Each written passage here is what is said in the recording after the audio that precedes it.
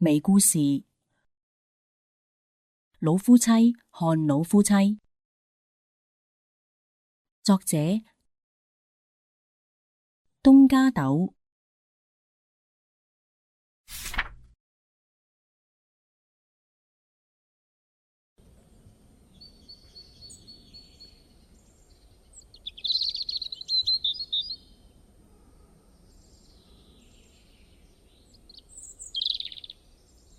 一對老夫妻係青梅竹馬，佢哋自細就一齊睇動畫同埋漫畫，從8歲嘅童年到80歲嘅晚年，佢哋幾乎睇遍咗世界各地嘅動畫，幾乎畢生嘅積蓄亦係為咗睇動畫而努力。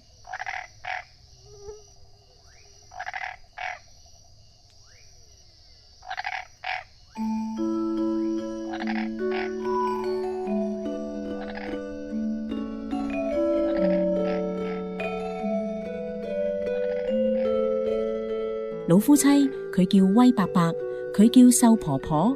瘦婆婆好驕傲，有一個咁樣嘅丈夫，佢感到自豪，佢覺得佢好威水，阿威好威水。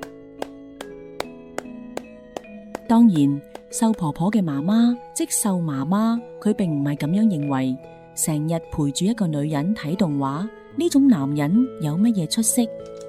所以瘦媽媽非常討厭迪士尼，討厭格林童話，討厭大力水手，因為瘦媽媽只係得一個女，佢冇諗到長大咗個女竟然會愛上睇超人、睇木偶奇遇、睇老夫子。